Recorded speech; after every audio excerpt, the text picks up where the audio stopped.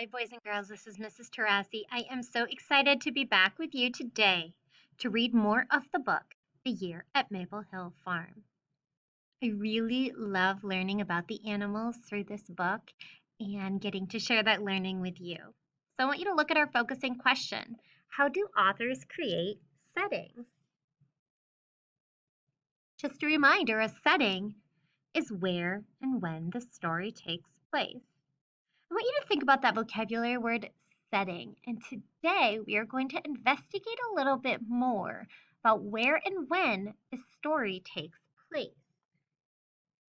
Our content framing question today, what we're going to answer today is what is happening in the year at Maple Hill Farm? So we worked with main topic and key details when we read the book Farm Animals. The main idea or main topic, that's what our book is mostly about. I want you to think back to that last book, Farm Animals. Every page gave us some information or key details about a certain animal. The main topic of each page was the one animal it was referring to.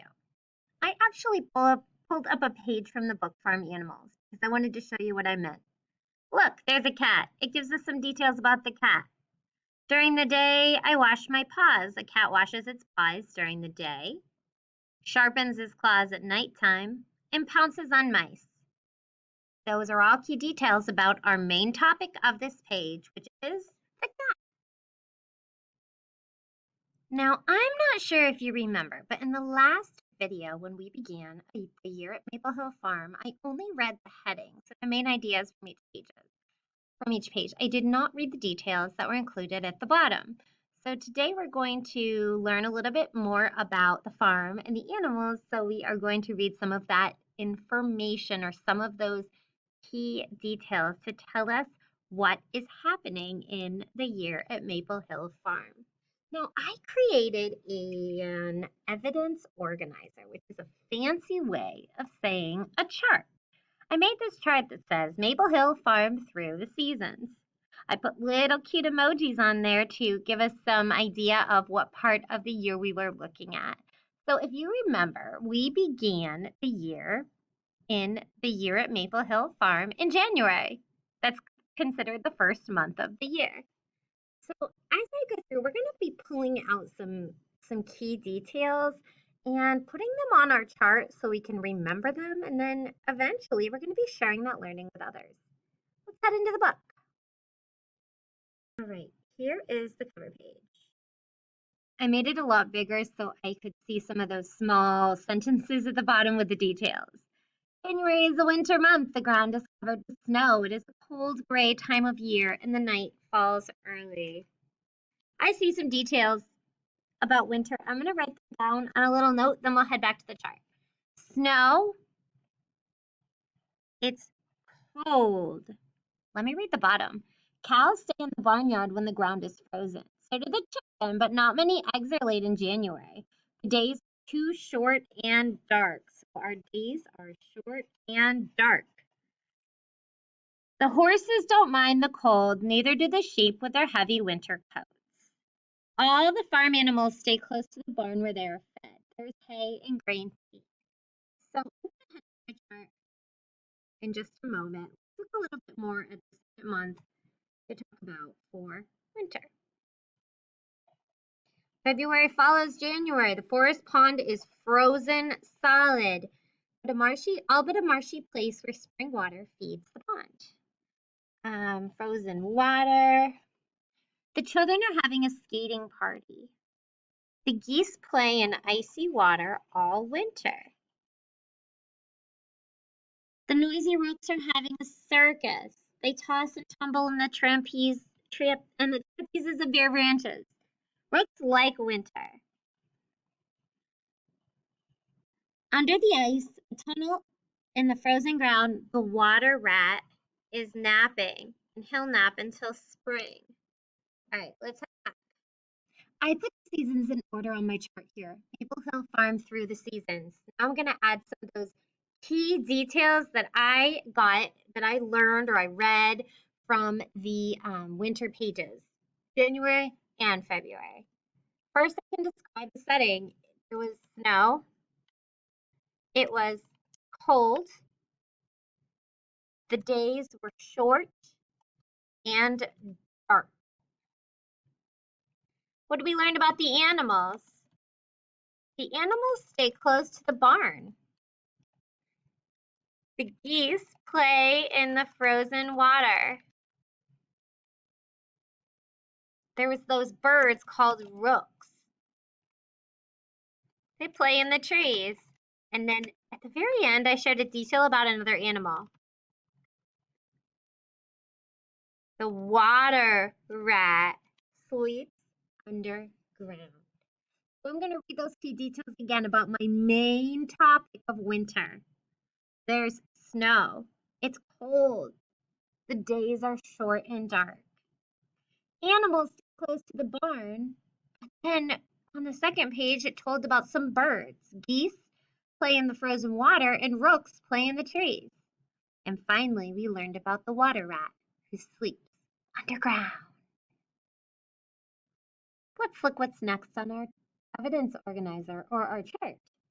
It's the season of spring. I put a little chicken hatching out of an egg. Let's go learn about spring through our book, The Year at Maple Hill Farm. March is a windy month. It's still cold outside, but you can tell spring is coming. There are signs of spring in the barn. The pony has given birth to a foal. So there is a baby horse. The milk cow has a new calf. There's a baby cow. The good gray barn cat has her litter of kittens. The mother ewe has new lambs. So we have lambs.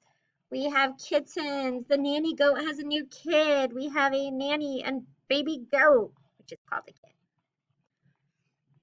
And then we're going to learn about the birds over here. March is windy and rainy. I'm going to add that it's windy and rainy in the spring. The robins are back and building their nest. Robins build nest. A wild duck is in the marsh marigolds. The rooster wakes everyone up in the morning. The geese are cranky. April is a spring month. You can tell that spring is here by all the eggs. So the birds are laying eggs. The good old brown hen has been busy sitting on eggs for 21 days. Now her baby chicks are hatching. It must be hard to pick their way out of an egg, but the chicks are pretty and fluffy in no time. The robins are already hatching eggs in their business-like way. The silly goose has laid an egg in the middle of nowhere. She must be crazy. This big bird is laying her egg in a little bird's nest. She must be cuckoo. This little bird is feeding her babies. She must wonder why one baby is so big. I wonder that too. Here is a basket of colored eggs among the flowers. No one has found it yet. Dogs steal eggs when they can find them and carry them away. Perhaps dogs make nests too. May days are warm. The animals are uncomfortable with their heavy coats. So these animals are getting sheared. I'm going to add that too. The animal's wool or fur is gone or shaved. All right, so I believe the next page, let me just double check. I think that's going to head us into our next season. Yeah, that's going to take us to summer. So let's check our evidence organizer and add this information about spring. I would like to make my organizer in my chart. I want to make it work for me. So for me, what that means is I want to organize it so it makes sense. If I look at my winter part of the chart, I noticed that I started with the weather. So I'm going to do the same in spring. We read that it was windy. Oh, windy. We read that it was rainy. And we also read that it was getting a little bit warmer. Now, let's think down to what happened with the animals. So much is happening in spring. Baby animals are being born. I'm going to put a little bit of info there because there were all different baby animals. There's a baby Well, they called it a foal, which is a baby horse. There was a calf, which is a baby cow. There was a kid, which is a baby goat. There was a lamb, which is a baby sheep. There was kittens. There were kittens, which are baby cats. I think that is all that it shared with us there. Then we also learned about the birds lay eggs. And there was a hen and a robin and a goose and all sorts of silly pictures. We also learned that animals shed or lose their woolly coats. We looked at the sheep, the dog, and the rooster. I want to head back into the book, look for one more thing today. Yes, we still need to find details for summer and autumn, but we're going to do that next time. What I want to look at is the setting. That's where we started this whole lesson today, looking at what makes a setting.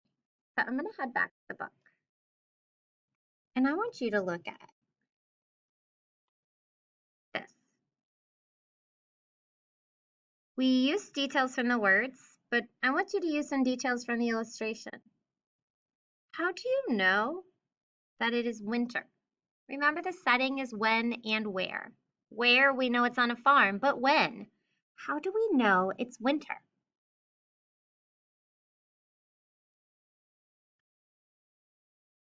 Same here.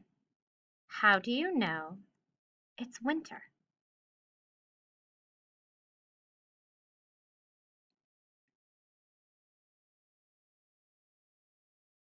We move to a different season. It says April is a spring month. What details tell you it's spring? How do you know it's spring? I want you to share that information with your teacher. How do you know what season it is? Think of how we could start that. I know it is winter because. Practice that sentence frame now. Listen. I know it's winter because. And draw a picture of something that you noticed or something that tells you that it's winter.